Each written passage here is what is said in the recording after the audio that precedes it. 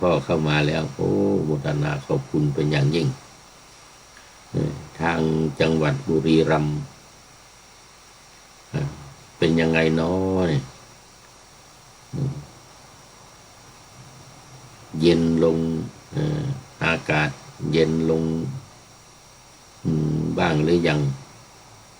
อุณหภูมิยังสูงอยู่ไหมหรือยังไงหรือฝนตกทางอุตรดิตถ์ทางรายงานมาว่าฝนตก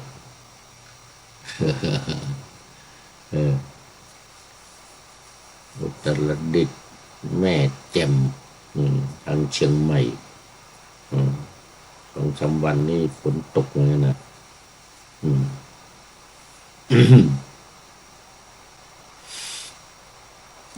สำหรับที่นี่วันนี้เนี่ยท้องฟ้าแจ่มใสโอ้แจ๋วมากเลย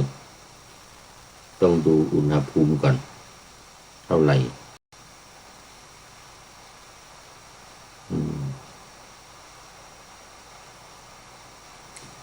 11 องศาขณะนี้11 องศา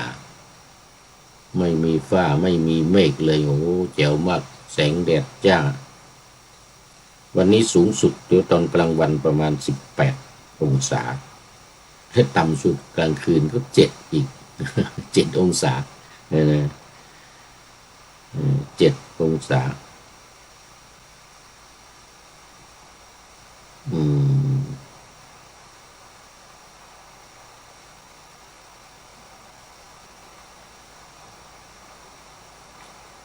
กรุงเทพ29สูงสุด34ต่ำสุด26ที่กรุงเทพเชียงใหม่ตอนนี้30 องศาโอ้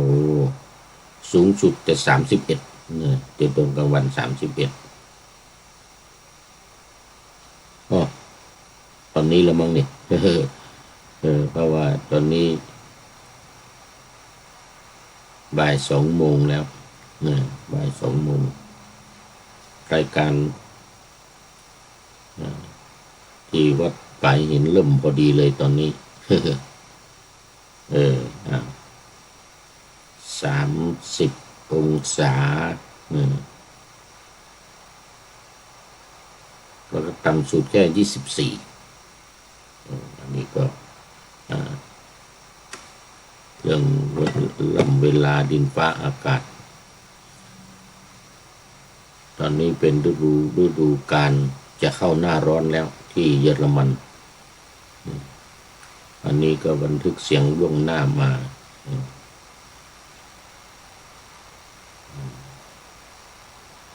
าตรงเวลามาตรงเวลาบ่าย2ถึงบ่าย3 โมงนี้ที่วัดฝายหินสสว.วัดฝายหินวันศุกร์วันเสาร์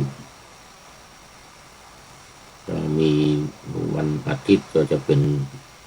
บ่าย3 โมงถึงบ่าย4 โมง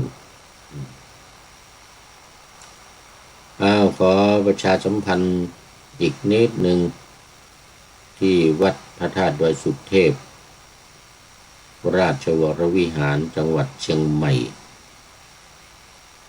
ตอนนี้ยังดำเนินการเทศเนื่องในโอกาสอัฐมีบูชาถวายแด่พระบรมศพของสมเด็จพระสัมมาสัมพุทธเจ้าของเราตั้งแต่วันที่12ถึง18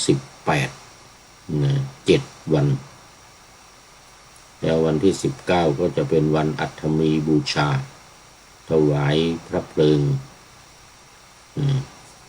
วันถวายพระเพลิงก็ขอเชิญชวนญาติโยมทั้งหลาย มาร่วมกิจกรรมการฟังเทศน์กันและสวดอภิธรรมแบบสหัสนัยพระสงฆ์8 รูปทุกวันเทศน์1 กันเวลา1 ทุ่มเป็นต้นไป จนถึงวันที่18แล้วก็อีกอย่างหนึ่งเราเชิญไปร่วมงานพิธีเทศน์สวดอภิธรรมศพของท่านอาจารย์พระมหาวิษณุจารุธรรมโมวัดเจ็ดลินซึ่งได้มรณภาพไปทางวัดได้เริ่มบำเพ็ญกุศลตั้งแต่วันที่13มาถึงวันที่17แล้วก็วันที่18ตอนเช้าก็จะเป็นพิธีทำบุญสัตตมวานครบ7 วันสัตตมวานแล้วก็ปิดศพไว้ก่อนคงจะเป็นนู่นเดือนมีนาเมษาเดี๋ยวก่อนตอนนี้มันพฤษภาแล้วน่าจะเก็บไว้ปีหน้าปีหน้าก็ในช่วงมีนาเมษาพฤษภาอะไรทำนองนี้ไม่แน่อาจจะจัดในช่วงปลายปีนี้เดือนธันวาก็เป็นได้อาจจะเป็นได้การมันน่าจะได้มีการประชุมเพลิงหรือไม่ก็เดือนมีนาเมษาปีหน้าแล้วเราฟังกำหนดการของทางวัดอีกทีนึงเอามาทางเยอรมันอีกนิดหน่อย วัดพระธาตุดอยสุเทพเยอรมันก็จะจัดมีการฉลองวัดครบ11 ปีฉลองวัดพระธาตุดอยสุเทพเยอรมันนี่ครบ11 ปีในวันที่25 พฤษภาคมที่จะถึงนี้ท่านอาจารย์ดร.พระมหาชัยวิชิตและอาจารย์พระมหาสุนทรก็จะเดินทางมาจัดงานหลวงพ่อส่งมาจัดงานฉลองวัดพระธาตุดอยสุเทพมาร่วมกับท่านพระครูสมุกิตติพรเจ้าอาวาสวัดสันติวรารามและรักษาการเจ้าอาวาสวัดพระธาตุดอยสุเทพเยอรมันแห่งนี้แล้วก็มีพระธรรมทูตที่มาประจำอยู่ที่นี่อีก1 รูปก็คือท่านอาจารย์พระมหาสมชายธีระจิตโตจากวัดพรหมวงศารามกรุงเทพมหานครมาได้จะ3 เดือนละ2 เดือนกว่าละเดี๋ยวเดือนหน้านี้มิถุนายนก็จะได้กลับไป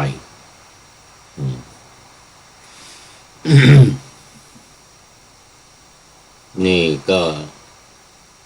จะมีพิธีบูชาพระบรมธาตุฟ้อนรำขับร้องฟ้อนเล็บตอนนี้นิยมนางนิยมปราณีหัวหน้าฟ้อนเล็บนี่สั่งเล็บมาเพิ่มเติมอีก20 ชุดโน่น20-30 คนเต็มหน้าพระบรมธาตุบันดอยสุเทพนี่แหละขอต้อนรับคุณโยมวาสนากันทวีก กราบสาธุสาธุสาธุเจ้าค่ะโอ้ดีใจดีใจแดดแล้วเจ้าเนี่ยบ้านเอื้ออาทรสันกำแพงเจ้าค่ะโอ้สาธุสาธุบ้านเอื้ออาทรบางหมู่บ้านเอื้ออาทรใกล้วัดสันป่าแดงเนี่ยติดกับวัดสันป่าแดงเลยนั่งทิศตะวันออกเออผู้พูดนี่เคยไปนอนประจำที่วัดสันป่าแดงโมทนาโมทนานะวันนี้รายการนาวาวังทองของเราก็มาตามปกติปกติ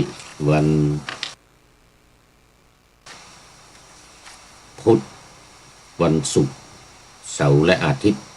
4 วันที่วัดฝายหิน FM 9 FM 104.5 104.50แล้วก็ที่วัดพระธาตุดอยสุเทพ FM 96 เมกะเฮิรตซ์อันนั้น3 วัน 5 เวลาดังที่กล่าวไปแล้วเป็นรายการใหม่เริ่มจัดมา 4-5 เดือนมานี่ละโอ้ 5-6 เดือนว่างกันยาตุลากาธันวามกรากุมภามีนาเมษาพฤษภา9 เดือนแล้วนี่ 9 เดือน 8 เดือนเต็มแล้ว9 เดือนเข้ามาแล้วรายการนาวาวังทองนี้จากสำนักพระราชวังโครงการปูทางสู่ธรรมนาวาวังของพระที่นั่งอัมพรสถานดังที่เคยนำเอาคำนำของโครงการมาเล่าสู่กันฟังมาอ่านสู่กันฟังแล้วหลายครั้งเป็นโครงการสืบเนื่องมาจากสำนักศึกษาธรรมดอยธรรมนาวาจังหวัดเชียงรายของเจ้าคุณท่านเจ้าคุณอาจารย์ต้นหรือเจ้าคุณอาจารย์ทวีวัดจารุวรรณโนสำนักศึกษาธรรมดอยธรรมนาวาจังหวัดเชียงรายนี่ถ้าเราไปทางอำเภอแม่สายเนี่ยจะอยู่ทางซ้ายมือจากอำเภอเมืองไปอำเภอแม่สายเนี่ยแล้วก็ถ้ามาจากอำเภอแม่สายเนี่ยเข้ามาในเมืองก็จะอยู่ทางขวามือสำนักศึกษาธรรมดอยธรรมนาวาซึ่งเป็นสำนักปฏิบัติธรรมที่ไม่แปลกแหวกแนวจากดั้งเดิมจากครูบาอาจารย์จากสำนักต่างๆในประเทศไทยทั่วโลกทั่วโลกเลยเป็นสำนักเดียวที่ปฏิบัติแบบวิปัสสนาสายตรงแบบวิปัสสนาสายตรงไม่เอาสมถะกรรมฐานการปฏิบัติของเราที่พระพุทธเจ้าทรงวางไว้มี2 อย่างคือแบบสมถกรรมฐานคือการทำใจให้สงบทำจิตให้สงบก่อนแล้วก็2วิปัสสนากรรมฐานทำให้เกิดปัญญา2 อย่างนี้เวลาบรรลุจะต่างกันถ้าสมถะอย่างเดียวเนี่ยจะบรรลุเป็นแบบเขาเรียกว่าเจโตวิมุตติหลุดพ้นด้วยใจ ถ้าทางวิปัสสนานี่เรียกปัญญาวิมุตติหลุดพ้นด้วยปัญญาคือด้วยการอบรมปัญญาอย่างเดียวไม่ทำสมถะไม่ฝึกให้จิตสงบอันนี้เป็นการวิจัยมาจากของท่านเจ้าคุณอาจารย์ต้นนะว่าต้องทำแบบนี้อย่างเดียวคือการทำความเข้าใจตีความหมายอธิบายความในหลักของวิปัสสนาอยู่2-3อย่างหลักของวิปัสสนาความจริงนั้นมีอยู่6หมวดคือหมวดขันธ์5 2อายตนะ12 3ธาตุ18 4อินทรีย์22 5อริยสัจ4 6ปฏิจจสมุปบาทแต่ว่าสำนักท่านเจ้าคุณอาจารย์ต้นนี่เอามาแค่2-3อย่าง ที่สำคัญคือข้อที่1ขันธ์5ข้อที่2ก็อยู่ในขันธ์5คือธาตุกรรมฐาน4อย่างดินน้ำไฟลมก็อยู่ในขันธ์5คืออยู่ในรูปมหาพุทธรูป4อยู่ในรูปข้อที่1ของขันธ์5แล้วก็3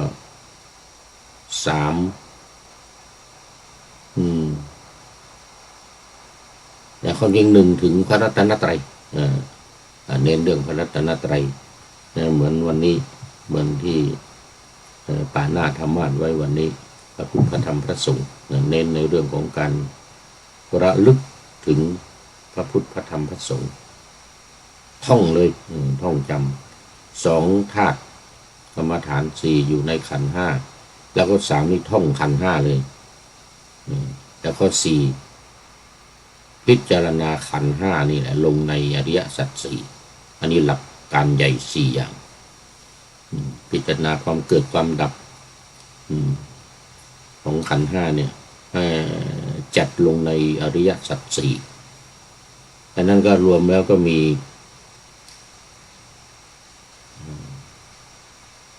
ถ้าจะว่าไปก็2หมวดคือหมวดขันธ์5กับหมวดอริยสัจ4แต่ก็มีอธิบายเสริมในวิธีการเสริมเข้ามาเกี่ยวกับปฏิจจสมุปบาทอยู่ปฏิจจสมุปบาทแล้วก็มีเสริมเข้ามาในวิธีการก็คือ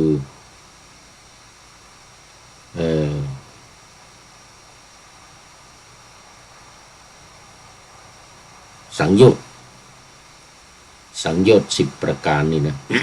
โดยเฉพาะจะเน้น3ประการแรกในการบรรลุเป็นโสดาบันเพราะว่าสังโยชน์นี่อยู่ในอินทรีย์22อยู่ในอินทรีย์22ข้อที่20 21 22ของหลักการวิปัสสนาหมวดอินทรีย์22ข้อที่20 21 22คือจะเน้นในเรื่องของสังโยชน์10ประการซึ่งเป็นกลไกกลไกภายในของอินทรีย์22ข้อที่20นี่ก็จะหมายถึงการละสังโยชน์3ข้อรู้สังโยชน์3เนี่ยในอินทรีย์ข้อที่20รู้สังโยชน์เรียกว่าเป็นโสดาปัตติมรรคสังโยชน์3เบื้องต้น สักยทิฏฐิวิจิกิจฉาศีลพัตตปรมาสเนี่ยสามข้อนี้รู้ชัดเจนแจ่มแจ้งเข้าใจจำได้แม่นยำท่องจำในใ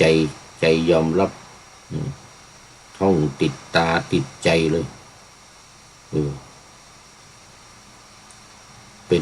ป็นข้อที่20เรียกว่าอนัญญตัญญัสสามีตินสีข้อที่20เนี่ยถึงสังโยชน์3ข้อเบื้องต้น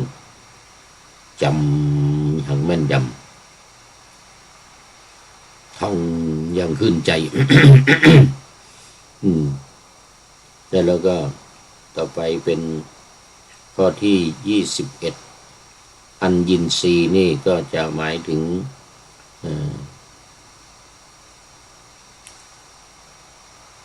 บรรลุโสดาบันคือละสังโยชน์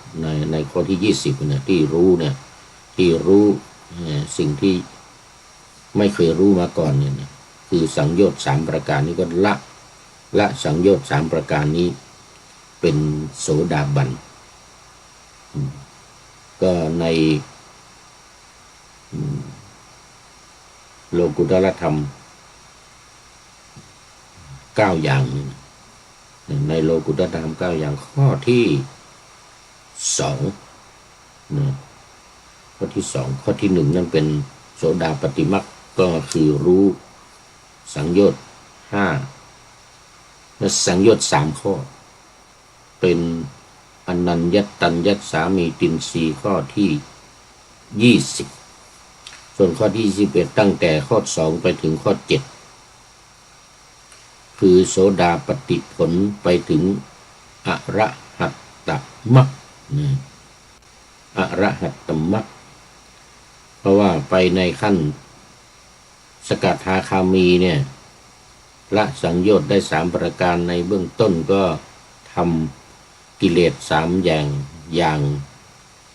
ตัวใหญ่คือราคะโทสะโมหะนี่ให้เบาบางลงเป็นพระสกทาคามีแล้วก็มาขั้นอนาคามีก็จึงละกามราคะและปฏิฆะสังโยชน์ข้อที่4กับข้อที่5เป็นพระอนาคามีเสร็จแล้วก็ไปอรหัตตมรรคก็ข้อที่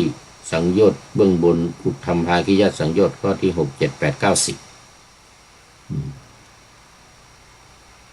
ตอนนี้ขอต้อนรับคุณโยมท่านนมเคารพรัตน์กราบนมัสการครับตามมาด้วยคุณโยมจิรประภาขันธปราบนี่จากกรุงเทพมหานครโยมท่านนมเคารพรับจากอ่างทอง อ่างทองกับกรุงเทพมาแล้วคุณโยมจิระประภาเรารักเจ้าคุณพระศินีนาถพิราชกัลยาณีสาธุตอนนี้ก็อยู่ที่เยอรมนีนะโน่นบาวาเรียเจ้าคุณพระอยู่ที่บาวาเรียเมื่อเดือนที่แล้วเดือนมีนาก็จัดงานวันเกิดเจ้าคุณพระศินีนาถพิราชกัลยาณีสาธุโมทนาที่บาวาเรียเยอรมนีนี่แหละ คุณโยมจิรประภาเป็นคนเชียงใหม่นะเนี่ยอยู่ที่หนองหอยแล้วก็มาอยู่กรุงเทพถาวรนะตอนทำงานตอนนี้เกษียณแล้วก็อยู่กรุงเทพโมทนาเป็นอย่างยิ่งวันนี้เข้ามาหลายท่านแล้ว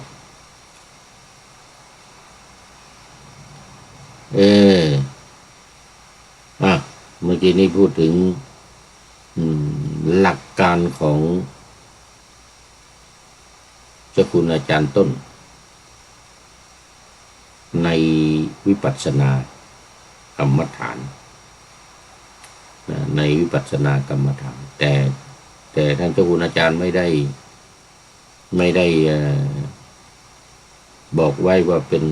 สายวิปัสสนาโดยตรงนะ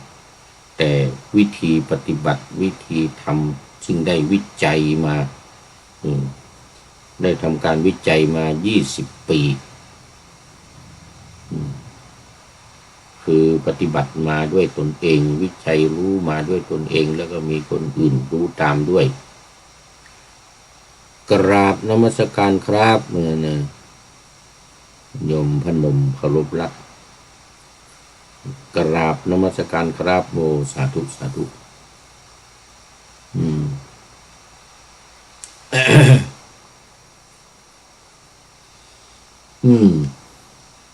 นี่ก็พูดถึงสำนักศึกษาธรรมโดยธรรมนาวานี่ก็ได้ค้นคว้าวิจัยมามีผู้ปฏิบัติตามและรู้ตามจำนวนมากปีที่แล้วไปประชุมอบรมนำมาแสดงที่อาคารมวก.มหาวิทยาลัยมหาจุฬาลงกรณราชวิทยาลัยอำเภอวังน้อยจังหวัดพระนครศรีอยุธยามีผู้ปฏิบัติได้ผลตามเจ้าคุณอาจารย์เป็นจำนวนมากในสายนี้ไม่เอาการทำจิตให้สงบหรือสมถกรรมฐานเนี่ยตามแบบครูบาอาจารย์ที่ผ่านมาไม่เอาสายการท่องการจำการทำความเข้าใจในการเข้าถึงพระรัตนตรัยสรุปแล้วมีอยู่สี่หมวดคือหมวดขันธ์5แล้วก็อินทรีย์22นี่ข้อที่20 21 22แล้วก็หมวดอริยสัจ4หมวดที่5นะอริยสัจ4หมวดที่5อินทรีย์22นี่หมวดที่4หมวดที่5ขันธ์ไม่ใช่ขันธ์5หมวดที่5คืออริยสัจ4โดยการพิจารณาขันธ์5นี้ลงในอริยสัจ4เสร็จแล้วก็หมวดที่6ปฏิจจสมุปบาท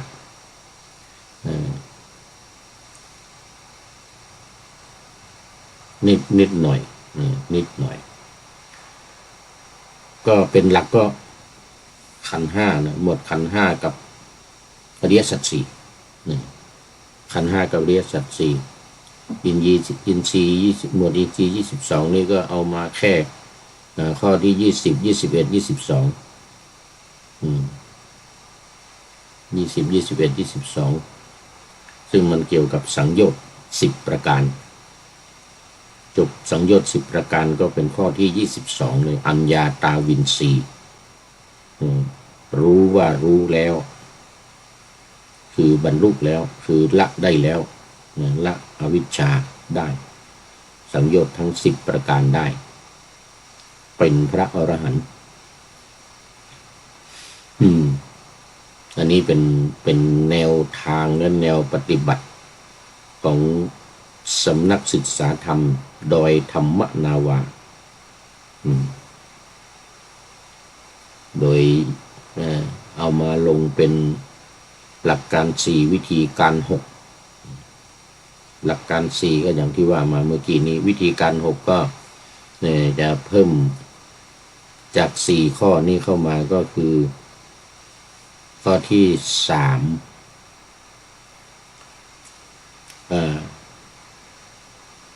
เพิ่มจากข้อที่สองข้อที่สามก็คือการพิจารณากาย6ขั้นตอน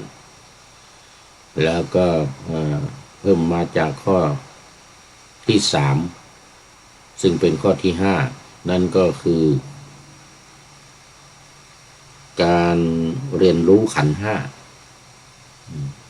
การเรียนรู้ขันธ์ห้าซึ่งเป็นข้อที่ห้าในวิธีการปฏิบัติข้อที่หกก็เป็นเหมือนเดิมก็คือการพิจารณาเกิดดับของขันธ์ห้าเนี่ยลงในอริยสัจสี่อันนี้เป็นวิธีการหกอย่างหลักการสี่วิธีการหกไม่เอาการฝึกจิต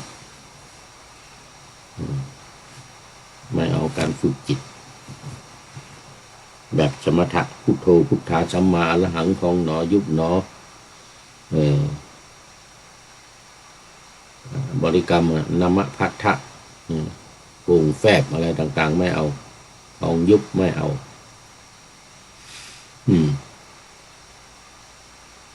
สัมมาอรหังก็ไม่เอานามพัทธะก็ไม่เอาพุทโธก็ไม่เอาในสายสมถะไม่เอาทั้งนั้นไม่เอาทั้งนั้นเอ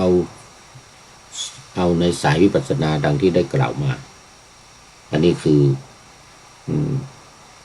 โครงการธรรมนาวาวัง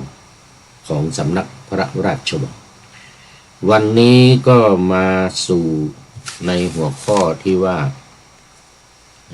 คำประกาศทานและอุทิศบุญกรณีถวายทรัพย์เพื่อปัจจัยสี่ที่ผ่านมาเป็น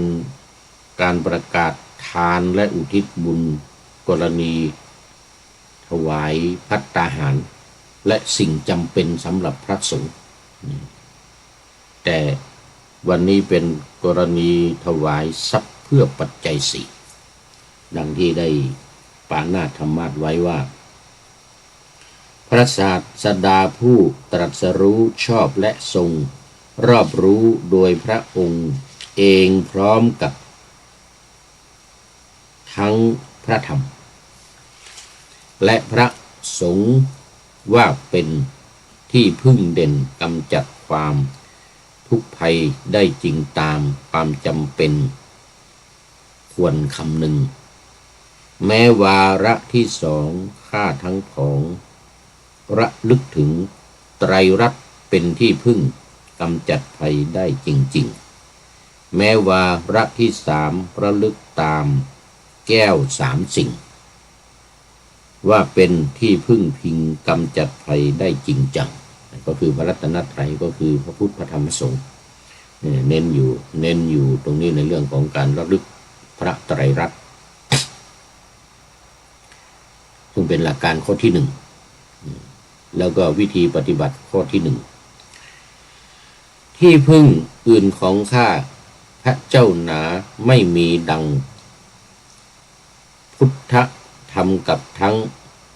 พระสงฆ์เป็นที่พึ่งอันประเสริฐของข้าพระเจ้าผู้ระลึกทุกวันที่พึ่งอื่นนอกนั้นย่อมไม่มี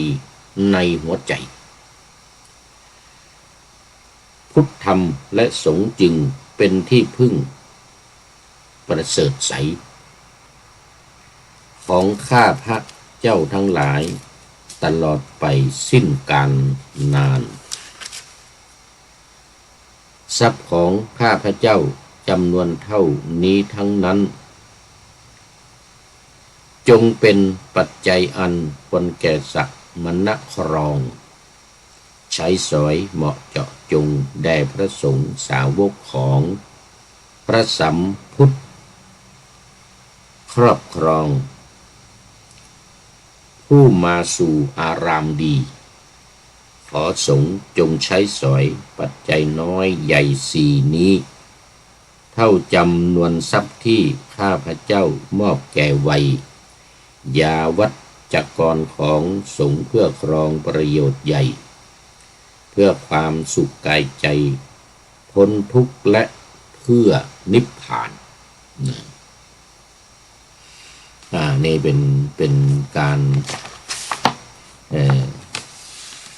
ประกาศทานและอุทิศบุญ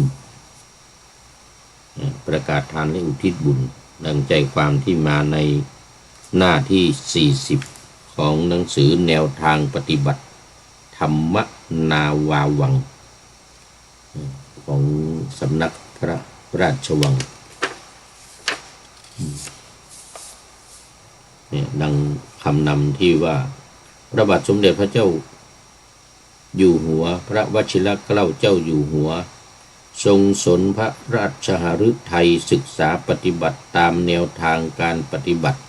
เพื่อความพ้นทุกข์ที่พระอาจารย์เจ้าคุณท่านเจ้าคุณราชเจ้าคุณอาจารย์ทวีวัฒน์จารุวรรณโน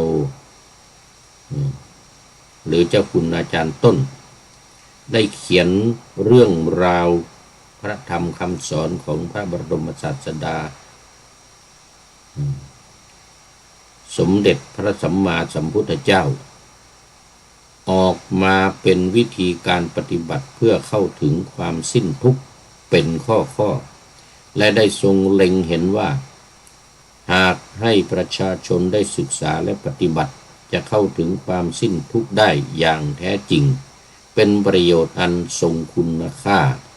จากหลักธรรมคำสอนของพระพุทธองค์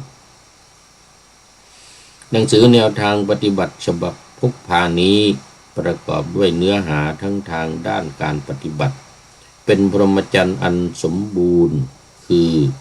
อริยมรรคมีองค์8สู่ความรู้แจ้งซึ่งอริยสัจ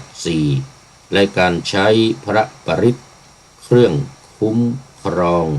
ของชาวพุทธตามพระพุทธานุญาตเพื่อป้องกันและแก้ไขอำนาจแห่งปัญหาอันลึกลับซับซ้อนจึงได้ทรงพระกรุณาโปรดเกล้าให้จัดพิมพ์แนวทางปฏิบัติธรรมนาวาวังซึ่งเป็นหนังสือฉบับพกพานี้พระราชทานเป็นธรรมทานเพื่อประโยชน์และคุณค่าอันพึงได้รับจากพระศาสนาอย่างแท้จริงพระที่นั่งอัมพรสถานวันที่4 พฤษภาคม 2567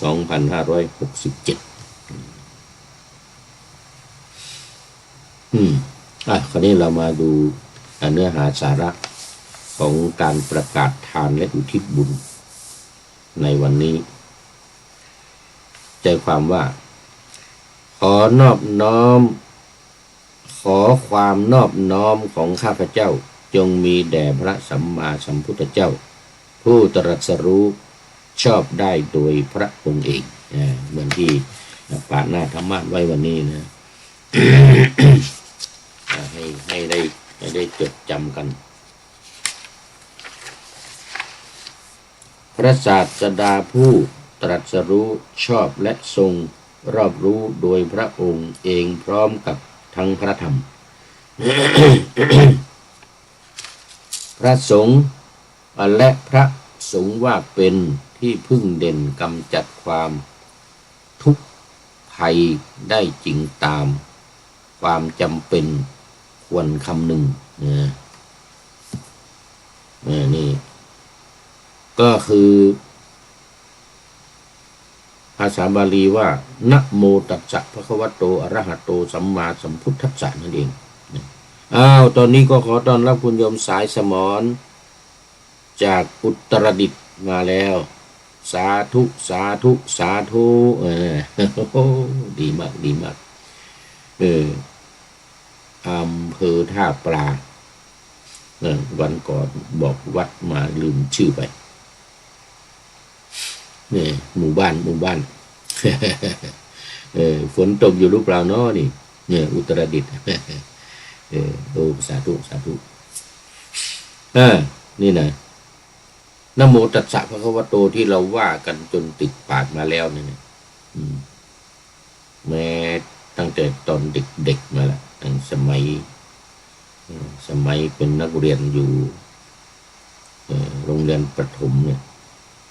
ท่องเนี่ยนะโมตัสสะภะคะวะโตอะระหะโตสัมมาสัมพุทธัสสะขอความนอบน้อมของข้าพเจ้านะโมแปลว่าความนอบน้อมนะโมตัสสะภะคะวะโตอะระหะโตสัมมาสัมพุทธัสสะขอความนอบน้อมของข้าพเจ้าจงมีแด่พระสัมมาสัมพุทธเจ้าสัมมาสัมพุทธเจ้าผู้ตรัสรู้ชอบได้โดยพระองค์เองคนนี้มันมีพระองค์นั้นอีกนะตัดสักพระคัมภีร์โตพระผู้มีพระภาคเจ้าผู้เป็นผู้ตรัสรู้ชอบด้วยพระองค์เองสัมมาสัมพุทธัสสะผู้ตรัสรู้ชอบด้วยพระองค์เองก็บทนี้ซึ่งเราท่องกันได้แล้วจนจำแม่นยำแล้วมารู้ความหมายในภาษาไทยให้แม่นยำให้จำติดใจก็คือขอความนอบน้อมของข้าพเจ้าจงมีแด่พระสัมมาสัมพุทธเจ้าผู้ตรัสรู้ชอบได้โดยพระองค์เองคำแปลของนะโมตัสสะสำนักพระราชวังสำนักโครงการธรรมนาวาวังนี่จะเน้นให้ท่องนี่ให้จำให้แม่นยำเลยคำแปลของนะโมตัสสะนี่นะข้าพเจ้าระลึกถึงพระพุทธเจ้ากับทั้งพระธรรมและพระสงฆ์ว่าเป็นที่พึ่งกำจัดภัยได้จริงแม้วาระที่สองข้าพเจ้าระลึกถึงพระพุทธเจ้ากับทั้งพระธรรมและพระสงฆ์ว่าเป็นที่พึ่งกำจัดภัยได้จริงแม้วาระที่สามข้าพเจ้าระลึกถึงพระพุทธเจ้ากับทั้งพระธรรมและพระสงฆ์ว่าเป็นที่พึ่งกำจัดภัยได้จริงอันนี้ท่องเลยท่องให้จำ นี่ก็ที่พึ่งอื่นของข้าพเจ้าไม่มีพระพุทธพระธรรมพระสงฆ์เป็นที่พึ่งอันประเสริฐของข้าพเจ้าดูที่บาลีว่านัตถิเมสรนังอัญญังพุทโธเมสรนังวะรังที่พึ่งอื่นของข้าพเจ้าไม่มีนัตถิเมสรนังอัญญังพุทโธเมสรนังวะรังพระพุทธเจ้าเป็นที่พึ่งอันประเสริฐของข้าพเจ้าธัมโมเมสรนังวะรังพระธรรมเป็นที่พึ่งอันประเสริฐของข้าพเจ้าสังโฆเมสรนังวะรังพระสงฆ์เป็นที่พึ่งอันประเสริฐของข้าพเจ้าแล้วมารวมกันท่องให้มันสั้นก็คือที่พึ่งอื่นของข้าพเจ้าไม่มีพระพุทธพระธรรมพระสงฆ์เป็นที่พึ่งอันประเสริฐของข้าพเจ้ารวมกันเลยพุทโธเมธัมโมเมสังโฆเมสรนังวะรังเลยนะทรัพย์ของข้าพเจ้าจำนวนจุดจำนวนเท่านี้ในนี้เขียนไว้นี่ว่าทรัพย์ของข้าพเจ้าจำนวนเท่านี้ทั้งนั้นจงเป็นปัจจัยสี่อันควรแก่สมณวิสัยแด่สงฆ์สาวกของพระสัมมาสัมพุทธเจ้าผู้มาสู่อาวาสนี้อารามเนี่ยอารามอาวาสนั่นเดียวกันขอสงฆ์จงใช้สอยปัจจัยสี่เท่ากับจำนวนทรัพย์ที่ข้าพเจ้าได้มอบไว้กับไวยาวัจกรของสงฆ์เพื่อประโยชน์เพื่อความสุขเพื่อความเจริญเพื่อความพ้นทุกข์เพื่อพระนิพพานแก่ข้าพเจ้าตลอดกาลนานขอผลทานนี้จงสำเร็จแก่ญาติทิพย์ของข้าพเจ้าคือญาติที่ตายไปเป็นดวงวิญญาณไม่ว่าจะอยู่ในสวรรค์เนี่ยจะอยู่ในนรกไม่ว่าจะอยู่ในเปรตอสุรกายอะไรก็ตามชื่อว่าเป็นดวงวิญญาณทิพย์ของข้าพเจ้าญาติของข้าพเจ้าญาติทิพย์ของข้าพเจ้าเทวดาที่รักษาข้าพเจ้านายเวรทั้งหมดที่ก่อกวนข้าพเจ้าดวงวิญญาณบรรพบุรุษของข้าพเจ้า เราสัตว์ทั้งหลายที่ตายเพราะข้าพเจ้าจงเป็นสุขจากบุญที่ข้าพเจ้าได้อุทิศให้แล้วนี้เถิดและขอผลทานนี้จงเป็นอุปนิสัยเป็นปัจจัยเพื่อกระทำให้แจ้งซึ่งพระนิพพานในปัจจุบันการและอนาคตการด้วยเถิดอันนี้ก็เป็นคำประกาศซึ่งจะต้องใช้ประกาศทุกวันหลังจากการทำบุญให้ทานถวายปัจจัยสี่ถวายปัจจัยทั้งสี่หรือถวายเงินเพื่อปัจจัยทั้งสี่คือเสนาสนะที่อยู่อาศัยอาหารบิณฑบาตคือภัตตกิจทั้งหลายเสนาสนะที่อยู่อาศัยแล้วก็3ยารักษาโรคยารักษาโรคภัยไข้เจ็บเภสัชเขาเรียกว่าเภสัชทั้งปัจจัยทั้ง4อย่างเนี่ยจีวรด้วยผ้านุ่งผ้าห่มถวายเป็นที่สมควรแก่สมณะใช้สอยก็คือจีวรทั้ง3มุตราสงสังฆาติอันตรวาสุที่พระใช้สอยกัน3อย่างเป็นหลักมีอังสะเพิ่มเข้ามาในภายหลังอันนี้อยู่นอกไตรจีวรอังสะนี้ไปเรียนแบบภิกษุณีมาแต่สมัยก่อนพอภิกษุณีเข้ามาบวชนี้จะต้องใช้ผ้ารัดอกรัดถันเอาไว้แล้วก็ห่มผ้าอีกทีหนึ่งสามเณรเริ่มก่อนสมัยนั้นนะเห็นภิกษุณีสามเณรีใส่กันเกลือเลยผ้าที่รัดอกเนี่ยรัดหน้าอกเนี่ยสามเณรก็เอาบ้างสามเณรก็เอาผ้ามาใส่คลุมโดยที่ว่าไม่ต้องใส่ผ้าอุตราสงฆ์เนี่ยคือผ้าห่มแล้วก็ใส่แต่ผ้ารัดเหมือนสามเณรีมันอยู่เห็นภิกษุณีสามเณรีต่อมาก็เลยทำเป็นอังสะเนี่ยเขาเรียกว่าผ้าคล้องไหลลงมาครึ่งหนึ่งอย่างเงี้ยเขาเรียกผ้าอังสะเริ่มจากสามเณรก่อนสามเณรเรียนแบบสามเณรีมานี่ก็สามเณรีภิกษุณีก็ใส่กันอยู่ประจำพระก็เลยเอาบ้างเป็นอังสะไม่มีในไตรจีวรนะแต่จีวรมีพระสังฆาติเนี่ยเห็นรอบเนี่ยแล้วก็อุตราสงฆ์คือผ้าห่มเนี่ยแล้วก็อันตรวัตถุผ้าสบงนั่นเองในไตรจีวรมีแค่3อังสะถือว่าเป็นส่วนเกินเป็นส่วนที่สามเณรเรียนแบบมาจากสามเณรีภิกษุณีพระก็เอามาใส่บ้างทำเป็นอังสะอะไรเงี้ยนอกเหนือจากไตรจีวรเอาแล้ววันนี้การประกาศทานนกิจของเราเนี่ยทานนกิจแล้วก็อุทิศบุญให้แก่ญาติทิพย์ทั้งหลายให้แก่แล้วก็เป็นอุปนิสัยเป็นปัจจัยเพื่อที่จะทำให้แจ้งซึ่งพระนิพพานคือบรรลุพระนิพพานในปัจจุบันการหรือในอนาคตการแล้ววันนี้ก็หมดเวลาพอดีคุณโยมสายสมรจากอุตรดิตถ์เป็นท่านสุดท้ายเข้าสู่เส้นชัยของรายการวันนี้แล้วก็โมทนากับทุกท่านที่เข้ามาแล้วผ่านไปแล้วทุกท่านขอนำนาวาวังทองไปก่อนแล้วจะย้อนมาใหม่ในวันหน้าคือวันพุธศุกร์เสาร์อาทิตย์ตามตา รางเวลาที่วางอยู่ข้างในเป็นธรรมะจากพระราชวังเป็นนาวาโด่งดังสว่างไสว